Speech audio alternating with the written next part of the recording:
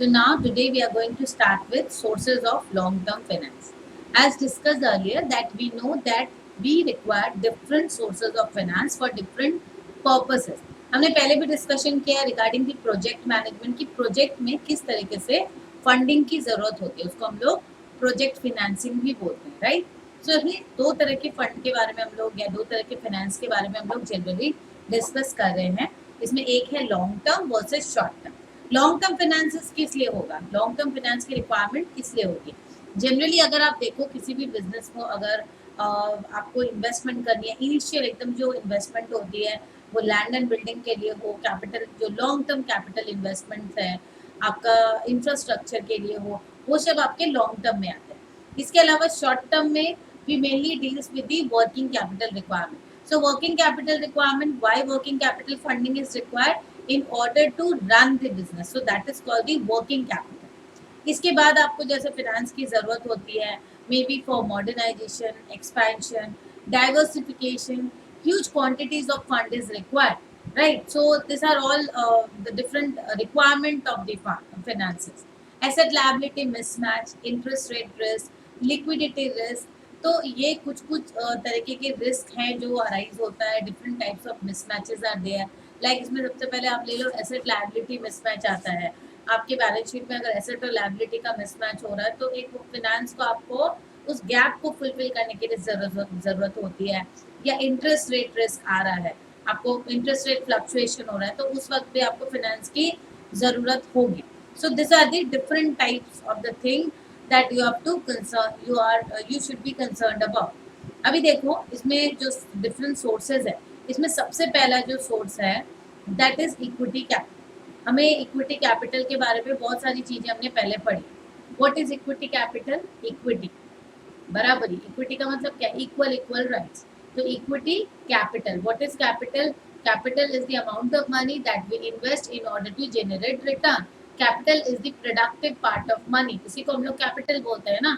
If you से capital investment, so capital is that money which is investment in order to generate productive resources. आपके वहां से production होगा, आप वो पैसे को लगा रहे हो as capital because you know that you will generate revenue out of it, इसलिए हम लोग उसको बोलते हैं इक्विटी कैपिटल. अभी इक्विटी कैपिटल की बात जब कर रहे हैं, इक्विटी का मतलब इक्वल राइट.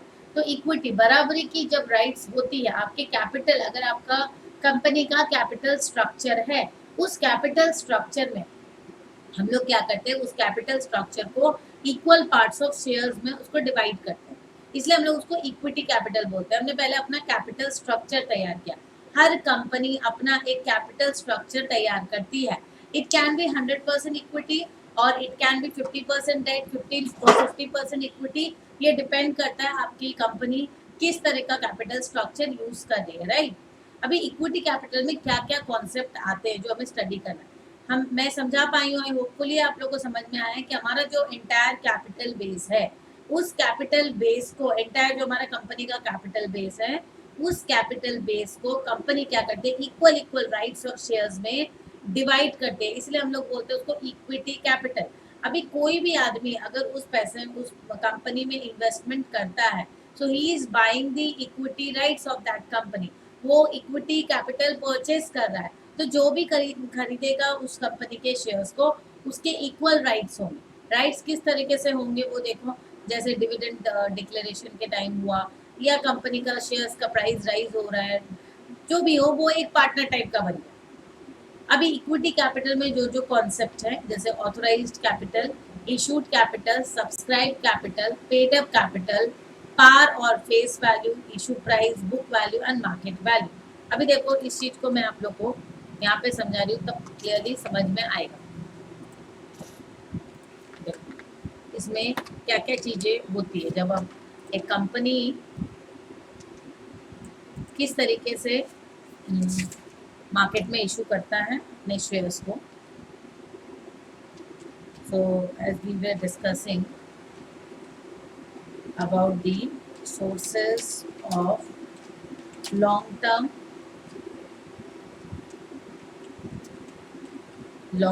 finance, इसमें आपका equity capital is one such important source. आप कंपनी इक्विटी कैपिटल देखो, जैसे मैंने इक्विटी कैपिटल के बारे में बताया कि ये मेरे कंपनी का कैपिटल बेस है। जैसे मेरी कंपनी में ऑलरेडी 5 लाख रुपीज़ है, मैंने एक पब्लिक कंपनी ओपन की 5 लाख रुपीज़ इन्वेस्टमेंट करके, अभी मुझे फर्दर कुछ पैसे की ज़रूरत है तो I can go for bank loan. मैं डायरेक्टली बैंक के पास जाऊंगी, मैं एक बैंक लोन ले सकती हूँ। मैं डेट कैपिटल पे भी इशू कर सकती हूँ। पर बैंक लोन जब हम लेते हैं वहाँ पे क्या होता है, एक हेडेक होता है कि मुझे इतना इंटरेस्ट देना ही। अब मेरी कंपनी प्रॉफिट करे लॉस करे, मुझे तो वो पैसा रिटर्न करना ही है, तो वो एक हेडेक हो गया लोन लेने से।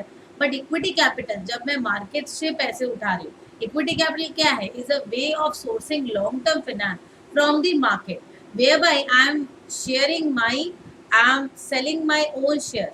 ये जैसे मेरी कंपनी के 5 लाख रुपए जो है, 5 लाख अपना कैपिटल बेस, उस कैपिटल बेस को हमने डिवाइड किया। मे भी हो सकता है ये पोर्शन जो है ये देवजानी का, इतना पोर्शन देवजानी ने इन्वेस्टमेंट किया, ये उसका है।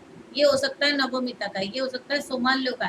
तो ये एक एक पोर्शन में भी, इसमें 50 शेयर्स हैं, इसमें 200 शेयर्स हैं, किसी में 50 है, किसी में 60 है। तो ये different different portion, different different lot है। तो एक एक लॉट में 50-50 शेयर्स नहीं होता, ये एक एक unit. We can buy 1 unit, we can sell 1 unit. अभी कैसे होता है देखो, इसको मैं बिल्कुल स्टार्टिंग से समझाती हूँ। एक कंपनी का अपना, सपोज लेट्स से मैंने, तुमने, हम लोग ने एक मैं एकदम बेसिक बात कर रही हूँ, एकदम स्टार्टिंग की। जैसे मैंने, हम लोग 4-5 लोगों ने मिलके एक पब्लिक लिमिटेड कंपनी स्टार्ट की, पब्लिक कंपनी। यहाँ पे मैं पब्लिक की बात कर रही हूँ क्योंकि नॉर्मली पब्लिक मतलब, पब्लिक लिमिटेड कंपनी मतलब क्या, एक कंपनी जहाँ पे पब्लिक के पैसे लगे। So now once we are discussing about equity capital, once we are selling equity in the market, it means we are normally talking about public limited company or private limited company which can issue shares in the market as well. तो यहाँ पे मैं public limited company को ही ले रही हूँ for example. तो यहाँ पर हमने क्या किया, हमने 3-4 लोगों ने मिलकर एक कंपनी फॉर्मेशन की। हमारा अपना 5 लाख का एक कैपिटल बेस है और हम और एक्सपेंशन करना चाह रहे हैं, हम कंपनी को और एक्सपेंशन करना चाह रहे हैं। Now, once we are willing to expand our firm in a larger way, और भी ज़्यादा expand करना चाहते हैं, we may be in a need of some fund, हमें फंड की ज़रूरत है। That can be the range of 10 lakh रुपये। तो मैं क्या कही, हमारी कंपनी क्या की, हमारी कंपनी गई ROC के पास, जो हमारे रजिस्ट्रार ऑफ जो है कंपनीज, उनके पास गई। वहाँ से वो IOC भी अभी डिटरमाइन करती है, the issuer of capital controller जो है वो भी डिटरमाइन करती है। ROC के पास गई कि भाई मुझे 10 लाख का आप अप्रूवल दे कि मुझे 10 लाख रुपए मार्केट से उठाने हैं। तो ROC ने मेरी कंपनी की प्रोफाइल को चेक किया। कंपनी की प्रोफाइल को स्टडी करते हुए उन्होंने मुझे एक ऑथोराइजेशन दिया, और जिसको हम लोग बोलते हैं ऑथोराइज्ड कैपिटल। उन्होंने मुझे ऑथोराइज कर दिया, चलो मेरी कंपनी अच्छी है तो 10 लाख ही कर दो। बट हो सकता है दूसरी कंपनी को 5 लाख या 6 लाख ऐसे भी कर सकते थे। चलो मेरी कंपनी अच्छी है तो उन्होंने 10 लाख रुपए का ऑथोराइजेशन दे दिया। पर currently I am in need of only 8 lakh rupees, मुझे भी 8 लाख की ही जरूरत है। तो मैं क्या करूँगी, मैं इशू करूँगी अपने शेयर्स मार्केट में for 8 lakh only. That is called issued capital. जितना मैंने मार्केट में इशू किया उसको हम लोग बोलते हैं इशूड कैपिटल। ठीक है, अब ये इशू करूंगी कैसे, इसका तो कोई तरीका होना चाहिए। ऐसा तो नहीं है कि मैंने पूरा एक आदमी को ही मैंने बोल दिया, मैंने इशू करने का मुझे अलाउ हो गया और मैंने बोला और मुझे एक आदमी ने 8 लाख रुपीज दे दिए मेरी कंपनी को, ऐसा तो नहीं है ना। तो जब मैं फर्स्ट टाइम इशू करती हूँ उसको हम लोग बोलते हैं IPO, इनिशियल पब्लिक ऑफरिंग। इसका मतलब a company is offering its shares to the public. तो since it is initially offering, ये फर्स्ट टाइम है तो ये इनिशियल मुझे मिला है, तो it's called initial public offering. ठीक है, तो ये इनिशियल पब्लिक ऑफरिंग किस तरीके से होगी, देखो मैंने क्या किया, ये 8 लाख रुपए, मुझे कितने रुपए चाहिए, अभी मेरा ऑथराइज था 10 लाख, बट मुझे अभी कितने ज़रूरत है, 8 लाख। तो मैं इशू करूँगी 8 lakh. So now what will I do, ये मेरे कंपनी का चलो कैपिटल बेस बनाया, राइट। अभी ये कैपिटल बेस में 8 लाख रुपए को मैंने 8 lakh divided by 100, may be the face value of share is 100। तो मेरे आ गए 8, 1, 2, 3, 4, 5 divided by 100, so we are getting 8,000 number of shares. So हम लोग क्या करेंगे, ये जो मेरे कंपनी का कैपिटल बेस है, ये मैं इमेजिनरी ड्राइंग कर रही हूँ। बोलो 100 क्या है, 100 face value of shares. Face value मतलब? फेस वैल्यू मतलब एक कंपनी का जो एक्चुअल यील्ड होता है, ये actual value worth, actual worth, उसको हम लोग बोलते हैं फेस वैल्यू। कंपनी की नॉर्मली जो ट्रेडिंग होती है वो फेस वैल्यू से ऊपर ही होती है, आपके प्रीमियम प्राइसिंग में ही होती है। कोई कंपनी बहुत बेकार हुआ कोई उसकी लिस्टिंग डिस्काउंट में होती है, डिस्काउंट में इनिशियल लिस्टिंग तो नहीं होती है, या सेलिंग भी अगर होती है, कोई प्रोडक्ट अगर सेल हो रहा है इन डिस्काउंट में या शेयर्स डिस्काउंट में सेल हो रहे हैं, इसका मतलब वो अच्छा नहीं है। बट नॉर्मली कंपनीज के जो अच्छा। प्राइसिंग होती है वो प्रीमियम में ही होती है। But this is the face value, this is the actual worth और द एक्चुअल वैल्यू, ये इनिशियली आप सेल कर रहे हो, ठीक है। तो ये it can be in multiples of 10, 100, इस तरीके से। तो जैसे मैंने ये दिखाया ओके। 8 लाख डिवाइडेड बाय 100, तो वी आर गेटिंग 8000। सो ये इमेजिनरी है बिल्कुल, मैं इसको तुम लोग को दिखाने के लिए बना रही हूँ। सो ये सपोज मेरा कंपनी का कैपिटल बेस है, जिसको मैंने देखो 8000 पार्ट में डिवाइड किया है, छोटे छोटे। ये जो एक एक पार्ट है, एक एक 1 यूनिट, मैंने इसको क्या किया, 8000 number of shares at the rate of ₹100 each. ये पर शेयर का दाम कितना हुआ, 100। तो आप ये एक ब्लॉक ले लो, एक शेयर्स को ले लो। मैं इसको क्या करूँ, एक बॉक्स को क्या दिखा रही हूँ, दिस इज कॉल्ड शेयर, और इसको मैं बोल सकती हूँ इक्विटी, या मैं इसको बोल सकती हूँ ओनरशिप राइट, कुछ भी मैं बोल सकती हूँ, हिस्सेदारी हुई ना ये। अब ये एक एक जो ओनरशिप राइट है उसका प्राइस क्या है, उसका प्राइस है 100 रुपीज। एक एक बॉक्स, एक एक शेयर का दाम हुआ 100 रुपीज ईच। तो हम जब सेल करते हैं अपने ओनरशिप राइट को, अब कंपनी डिपेंड करेगी, कंपनी के ऊपर है। कंपनी ने तो 8 लाख रुपए ही इशू किए आईपीओ के लिए, इसका मतलब वो 8 लाख रुपए ही मार्केट से उठा रहा है। बट ऐसा भी होता है कभी कभी 8 लाख रुपए जो ऑथोराइज है, इशूड भी किया है, लेकिन उसमें से कंपनी अपने रिटेन्ड अर्निंग से इतने परसेंट शेयर्स रिटेन्ड अर्निंग से खरीदी और इतने परसेंट मार्केट में छोड़ा फॉर पब्लिक, मतलब पब्लिक इतना पैसा के लिए इतना पैसा देंगी। मे बी 6 लाख रुपया कंपनी मार्केट से ले रहे हैं, तो 6 लाख रुपया मैं क्यों दूंगी कंपनी को, या मैंने 50,000 रुपये दिए, तुमने 50,000 दिए, किसी ने 2,000 रुपये इन्वेस्टमेंट किए, किसी ने 4,000 की, हर आदमी हर इंडिविजुअल अपने अपने तरीके से उस कंपनी में इन्वेस्टमेंट कर रहा है। तो क्यों इन्वेस्टमेंट कर रहे हैं, because we are getting this something in return. तो what is it, this is the equity. Company मुझे क्या इशू कर रही है, कंपनी मुझे इक्विटी दे रही है, मुझे एक इक्वल राइट दे रही है, मुझे एक बराबरी का राइट दे रही है। और मैं क्या दे रही हूँ कंपनी को, मैं दे रही हूँ कंपनी को पैसे, राइट, समझ में आया। So I am giving money, company is giving me the equity, right, ठीक है। अभी देखो ये तो यहाँ तक समझ में आया होगा आप लोग को। इसका प्रोसेस क्या है, ये जो इशू करेगी कंपनी ने पहले डिसाइड किया कि भाई हमारा टोटल नंबर ऑफ शेयर्स क्या होगा, प्राइस द फेस वैल्यू, जिस फेस वैल्यू में हम शेयर्स को सेल करेंगे वो क्या होगा। ये मैंने फेस वैल्यू बताया, that is normally in multiples of tens, लेकिन ये it can be issued in a premium और it can be issued in discount. तो पहले इशूड कैपिटल को मैंने दिखाया 8 लाख, तो इशू किस तरीके से कंपनी कर रही है, कंपनी इशू कर रही है इस तरीके से, कंपनी इशू कर रही है like 8000 number of shares at the rate of 100 each offered to public for subscription। इस तरीके से एक आईपीओ का नोटिस आता है। अब ये नोटिस आने के बाद, ये नोटिस आया, कंपनी ने मार्केट में लॉन्च किया एक आईपीओ। अभी बहुत सारे लोग ने इस एडवर्टीजमेंट को देखा, अभी बहुत सारे लोग इसको देखकर इस एडवर्टीजमेंट में एप्लीकेशंस करेंगे, बहुत सारे लोग एप्लीकेशंस भेजेंगे, ठीक है। अब ये एप्लीकेशंस का प्रोसेस क्या होगा, एप्लीकेशन जैसे कि प्राइस कितनी है शेयर की, 100 रुपीज़। तो ये 100 रुपीज़ शेयर का हम कितना देंगे अभी इस टाइम में, अब इस टाइम में हो सकता है 10 रुपया करके देना होगा at the time of application. जैसे हम लोग फ्लैट की बुकिंग करते हैं तो क्या हम लोग पूरा अमाउंट देते हैं एक संग, नहीं ना, हम लोग क्या एप्लीकेशन अमाउंट देते हैं। तो हम लोग 10 रुपया करके दे दिए, that is the application amount, ठीक है, 10 रुपया करके दे दिए।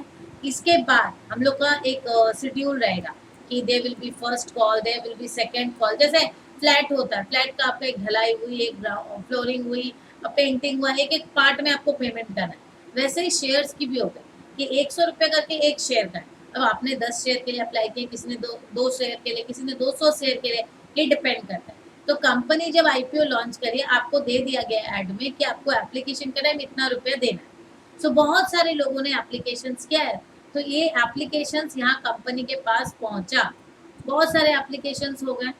अब ये application can be over subscription, under subscription और नॉर्मल सब्सक्रिप्शन। ये डिपेंड करता है आपके कंपनी के ऊपर कि सब्सक्रिप्शन कैसा होगा। अगर 90% के नीचे होता है अंडर सब्सक्रिप्शन पहले आईपीओ में ही, तो वो कंटिन्यू नहीं होता। ओवर सब्सक्रिप्शन होगा तो क्या होगा, प्रो रेटा एक अलॉटमेंट के ऊपर उसको प्रोपोर्शनेट अमाउंट में अलॉटमेंट की जाती है, ठीक है। अंडर सब्सक्रिप्शन को तो मैंने बताया 90% के नीचे चलेगा नहीं, और नॉर्मल सब्सक्रिप्शन है तो नॉर्मली हम लोग कंटिन्यू करेंगे। सो यहाँ पर क्या हुआ, कंपनी इज गेटिंग सब्सक्रिप्शंस, यहाँ पे कंपनी को सब्सक्रिप्शंस रिसीव्ड हुआ, ठीक है। सब्सक्रिप्शन मतलब the application you receive. Subscriptions receive होने के बाद कंपनी क्या करती है, अलॉटमेंट करती है, अलॉटमेंट ऑफ शेयर, किसको कितना किस तरीके से अलॉटमेंट करना है, ये अलॉटमेंट हो गई। अलॉटमेंट होने के बाद कंपनी क्या करती है, कॉल्स करती है। कंपनी, मैंने जैसे बताया कि फ्लैट में बुकिंग हो गई, आपने जैसे एक फ्लैट का बुकिंग का पेमेंट किया, बुकिंग पेमेंट किया, इसके बाद वो आपका फर्स्ट कॉल, फिर वो आपका सेकेंड कॉल, फिर वो आपका third and full and final call, इस तरह का नॉर्मल होता है। सो इस तरीके से कॉल्स की जाती है, जिसको हम लोग कॉल्ड अप बोलते हैं, ठीक है। कॉल्ड अप शेयर्स या कॉल्ड अप कैपिटल और पेड अप।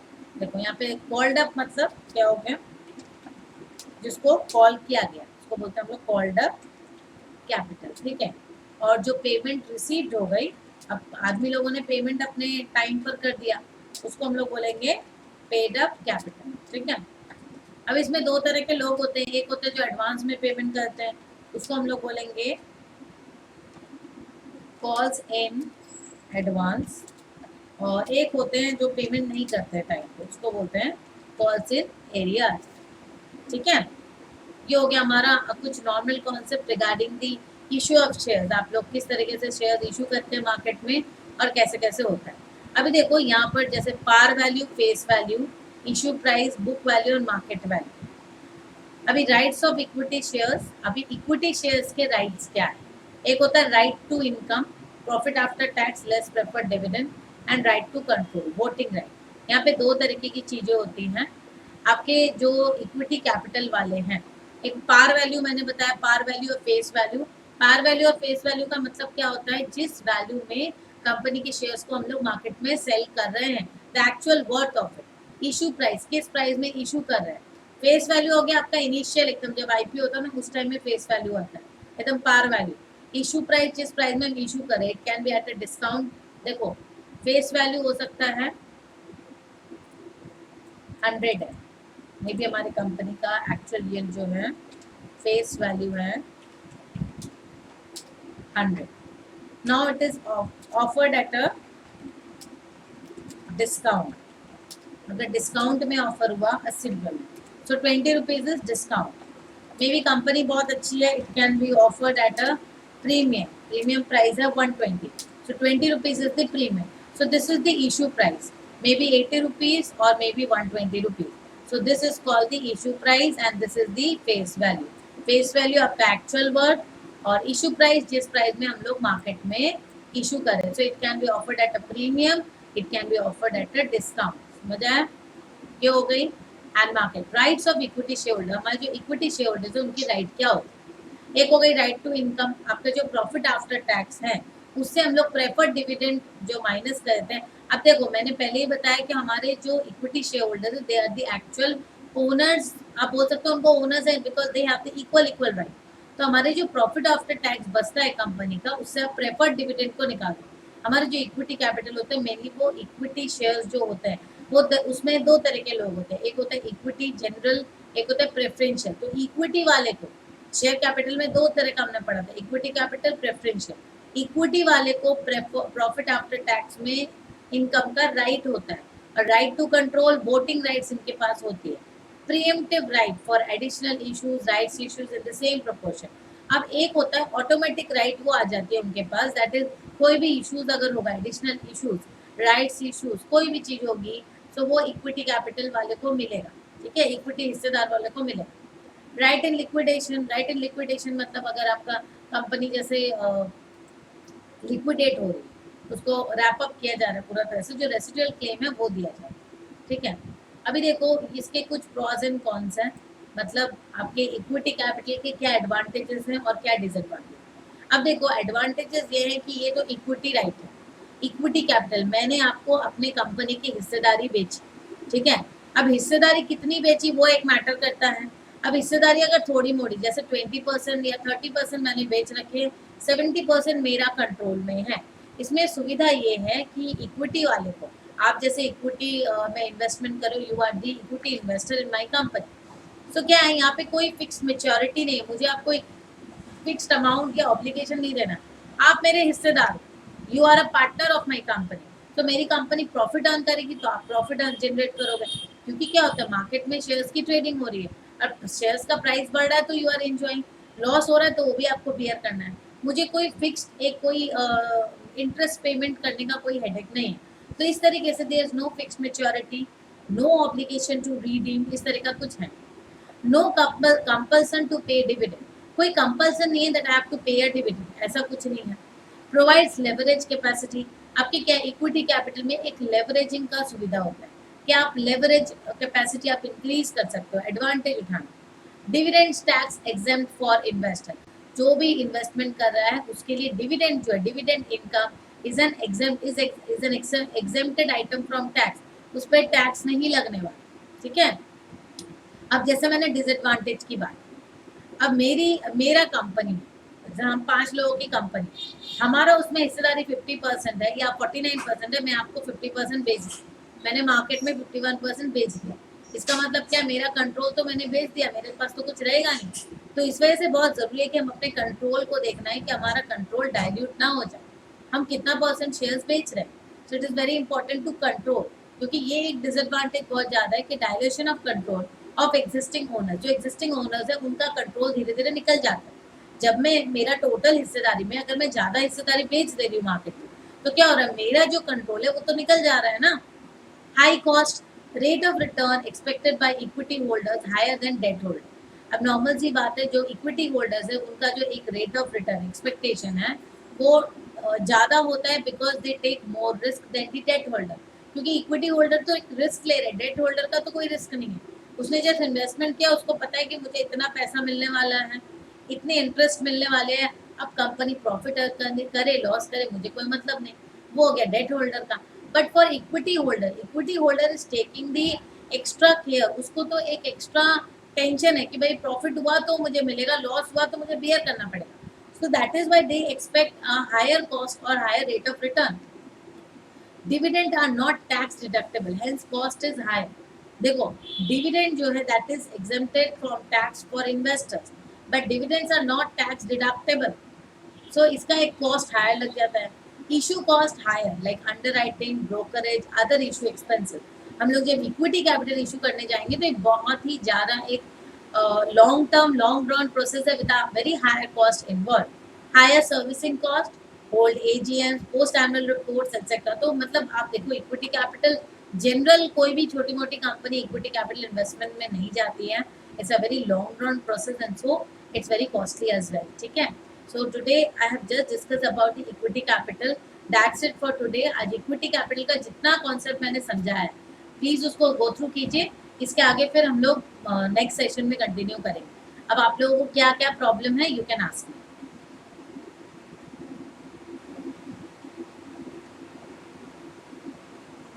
किसी को कोई प्रॉब्लम है? अच्छा मैं क्या बहुत फास्ट, हाँ बोलो बोलो देवजनी। मैम बहुत टाइम पे से आपका मैंने सोच लीजिए कोई कंपनी, ठीक है, उसका 50% वो डिक्लेयर किया, कोई 50% शेयर मैंने मार्केट में शेयर छोड़ा है, तो उस हिसाब से बहुत जन शेयर खरीदा, हाँ। उसके बाद भी उसने कुछ शेयर्स 20 या 30 या 10 जो भी है वो डिस्काउंट में देते हैं। अच्छा, हाँ, ऐसा होता है। इसको क्या बोलते हैं? डिस्काउंट में नहीं देते हैं एक्चुअली। कुछ कुछ कंपनी जैसे अपने कुछ स्टाफ हैं, जैसे कुछ कुछ अपने मैंने अपने जो एम्प्लॉयज़ हैं उनको जो शेयर्स है बहुत ही सस्ते में दिया जाता है। उसको स्वीट इक्विटी शेयर बोलते हैं, मैं उसको स्वीट बोलती हूँ because they are offered at a very मतलब नॉमिनल प्राइस अपने एम्प्लॉयज़ को। जैसे ESOP एक ऑप्शन है, employee stock option plan. So ये सब क्या है, ये अपने एम्प्लॉयज़ को मोटिवेट करने के लिए अपने ही कंपनी के शेयर्स हम अपने एम्प्लॉयज़ को दे रहे हैं। अब फ्री में नहीं देकर उसको थोड़ा सा एकदम बहुत नॉमिनल एक प्राइस चार्ज करते हैं उसकी, आपके उसको बोलते हैं स्वेट इक्विटी शेयर्स। ओके। ठीक है, और कुछ इसके बाद देखो राइट्स इशू है, हाँ। बोनस इश्यूज है, बोनस शेयर्स हैं, वो मैं आगे पढ़ाऊंगी। बोलो। मैम जैसे जब कोई शेयर मार्केट में इन्वेस्ट करता है तो उस टाइम जब हम कोई कंपनी का शेयर खरीदते हैं, ये सेम है क्या? IPO इनिशिएट किया, इशू किया एक्चुअली और हम कोई लोग, हाँ मैं बता दे रही हूँ इसमें क्या होता है। हमारा जो ये देखो कैपिटल मार्केट है, कैपिटल मार्केट का दो कंपोनेंट है, एक है primary market and another is secondary market. ठीक है, सेकेंडरी मार्केट हो गया, दो हो गया। अभी देखो प्राइमरी मार्केट मतलब क्या हो गया, प्राइमरी मार्केट जहाँ पे मैंने अभी IPO का एंटायर प्रोसेस बताया वो हो गया प्राइमरी मार्केट की चीज। जब तक वो मार्केट में मतलब सेकेंडरी मार्केट में नहीं आए। सेकेंडरी मार्केट मतलब वो ऑप्टाइड ट्रेडिंग जो ऑन दी स्क्रीन ट्रेडिंग जो होती है, हम लोग जो मेनली डील करते हैं, we are very small investors and so we mainly deal with the secondary market. हम लोग सेकेंडरी मार्केट में डील करते हैं, हम लोग सेकेंडरी मार्केट में ट्रेडिंग करते हैं जो ऑन स्क्रीन ट्रेडिंग होती है। हम लोग तो जो शेयर्स खरीदे, शेयर्स बेचे, वो हम लोग सेकेंडरी मार्केट को पहचानते हैं। But there is a primary market जहाँ पे प्राइस बिडिंग होती है, प्राइस बिल्डिंग होती है। सो वो हो गया आपका प्राइमरी मार्केट। इस टाइम में क्या होता है, एक कंपनी का जो शेयर्स अभी तक लिस्टिंग नहीं है वो पहले आता है IPO के द्वारा प्राइमरी मार्केट में। वहाँ पे price building, price mechanism and बहुत अदर प्रोसेस से होकर वो गुजरता है, जहाँ पे एक एक्चुअल उसको जब इनिशियली वो ऑफर कर रहे हैं पब्लिक में, देखना वो प्रोसेस हो गया प्राइमरी मार्केट में। यहाँ पे भी हम लोग इन्वेस्टमेंट कर सकते हैं through our share brokers and all.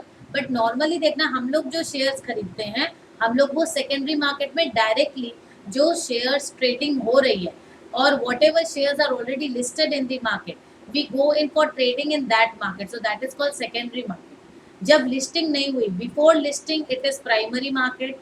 Before listing where, before listing in the share markets, different share markets are there like NSE national stock exchange, BSE Bombay stock exchange. तो कोई भी स्टॉक एक्सचेंज में अगर listing हो गई shares की for trading, so that is called secondary market. Listing नहीं हुई तो that is called the primary market. समझ आया नवमिता, समझ आया? हाँ समझ में आया। Okay. हाँ हाँ हाँ Very समझ good. आया। तो अगर लिस्टिंग नहीं भी हुआ तो भी वो दिखाएगा? मतलब सपोज मैंने एक डीमैट अकाउंट ओपन किया और मुझे खरीदना है कोई भी कंपनी का शेयर, प्राइमरी मार्केट से खरीदना है। नहीं, प्राइमरी मार्केट से उसमें खरीदना है तो उसका एक अलग सेगमेंट होता है, उसके लिए आपको अपने शेयर ब्रोकर्स को बोलना पड़ेगा। दोनों का अलग अलग अच्छा तरीके से ट्रेडिंग होता है। सेकेंडरी मार्केट में आपको वही दिखाएगा शेयर जो ऑलरेडी लिस्टिंग है, और प्राइमरी, अच्छा हाँ प्राइमरी मार्केट का अलग प्लेटफॉर्म होता है। उसके लिए आपको अलग से IPO के जो जहाँ पे लिस्टिंग हो रहे हैं वहाँ पे आपको दिखाना पड़ेगा। ओके वहाँ ओके पे आप खरीद बिक्री कर सकते हो। अच्छा वहाँ पे मैंने इन्वेस्ट किया, उसके बाद कुछ नहीं करना पड़ेगा? अगर कंपनी का प्रॉफिट होता है तो प्रॉफिट मुझे आएगा? नहीं नहीं, IPO में अगर लॉस पहले नहीं, IPO में जब तुमने पैसे डाले तो अब वो तुमने एप्लीकेशंस कर दिया, उसके बाद तुम्हारे हाँ अगर अलॉटमेंट होगा तो अलॉटमेंट होने से तुम्हारे डीमैट अकाउंट में ऑटोमेटिक आ जाएगा। तो जब सेकेंडरी मार्केट में वो लिस्टिंग हो जाएगी शेयर्स की, then you can start with the trading and all. Okay ठीक है, अच्छा। लेकिन वो फिर कब लिस्टिंग होगा किसी को कोई पता नहीं? नहीं, it has to be done, उसका एक टाइम फ्रेम है ना, वो 30 डेज के अंदर लिस्टिंग वगैरह हो जाएगी। अच्छा कब कैसे होगा उसका हर एक चीज का एक टाइम फ्रेम बना हुआ है। और कुछ है किसी का क्वेरी? मतलब मैं कॉल बैक का जैसे मतलब जैसे हम लोग शेयर खरीदा फिर संगे संग बेचा उसी टाइप का ना मतलब नहीं नहीं नहीं फिर नहीं, जैसे ना ना ना ना, मार्केट हाँ ये कॉल उस टाइप का नहीं है। ये मैंने पहले ही बताया है कि ये एप्लीकेशन है, this is all about the IPO process. जब आईपीओ में आप एप्लीकेशंस कर रहे हो, एप्लीकेशन आपने किया, एप्लीकेशन कंपनी ने रिसीव किया, जैसे एक फ्लैट बुकिंग करते हो, फ्लैट बुकिंग करते वक्त हम लोग बुकिंग का एक अमाउंट देते हैं 10 रुपया। इसके बाद फ्लैट का जैसे फ्लोरिंग हुआ तो आपको बोलेगा जो प्रोमोटर है कि भाई फ्लोरिंग का इतना पैसा दो, मार्बल लगा, मार्बल का इतना पैसा दो। तो प्रोमोटर आपको एट डिफरेंट फेजेस, हर एक फेज में ना, जैसे ये बिल्डिंग बन रही है, सो बिल्डिंग का ये एक फेज में इतना पैसा डालना है, ये एक फेज में इतना पैसा डालना है, तो प्रोमोटर आपको हर एक फेज में कॉल करेगा कि भाई इतना पैसा दो, सो मान लो आके, तब आप पेमेंट करोगे। तो उसी तरीके से यहाँ पर भी है, शेयर्स इक्विटी कैपिटल में जो पैसे हम लोग इन्वेस्टमेंट कर रहे हैं, एक संग हम लोग पेमेंट नहीं करते पूरा।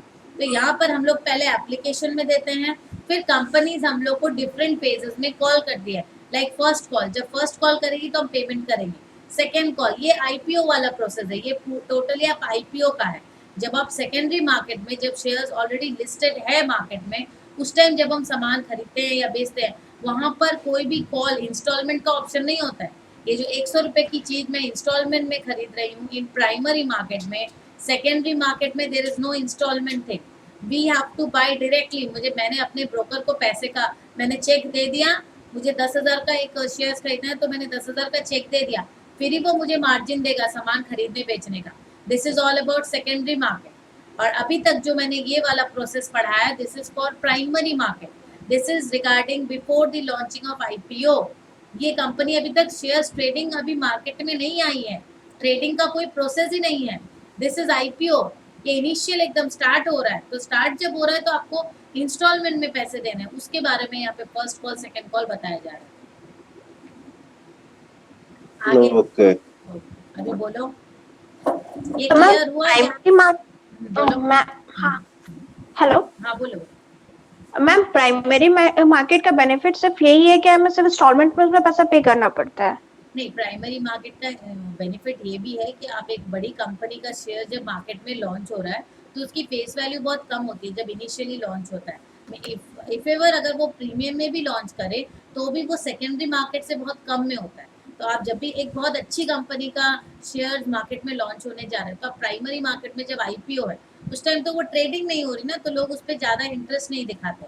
तो आप उसमें अगर आईपीओ में इन्वेस्टमेंट करोगे तो आप देखोगे, आप एप्लीकेशन के दौरान अगर आपके पास वो आ गया शेयर, एक तो ईएमआई का ऑप्शन आपके पास आ गया इंस्टॉलमेंट का, सेकंड हो गया आपको कम प्राइस में आपको वहाँ पे मिल जाएगा। सेकेंडरी मार्केट में जब ट्रेडिंग होने लगती है तो वहाँ पे बहुत ह्यूज डिमांड और सप्लाई हो जाती है, तो वहाँ पे प्राइस डिस्कवरी होने के कारण प्राइस बहुत हाई हो जाता है। प्राइमरी मार्केट और सेकेंडरी मार्केट में प्राइस डिफरेंस बहुत ज़्यादा हो जाता है। और कुछ तो मैम शेयर तो